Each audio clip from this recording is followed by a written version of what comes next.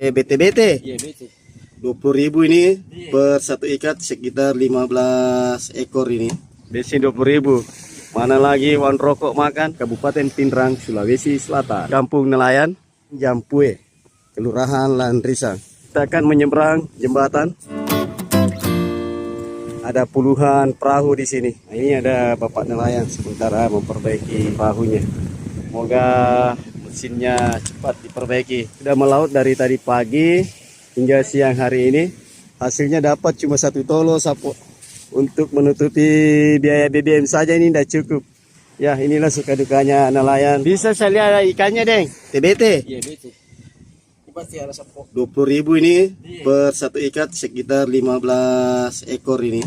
Besi 20.000. Mana lagi wan rokok makan? Kemarin balewe. Ya, 100.000, 150 itu saja. Semuanya Pak Serifudin di sana, Atan tadi menyeberang. Tinggal di perahu. Sudah pulang melaut.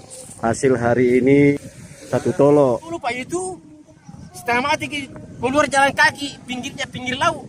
Nah sekarang sudah laut. Sekarang sudah laut. Saat ini saya akan menuju ke salah satu masjid.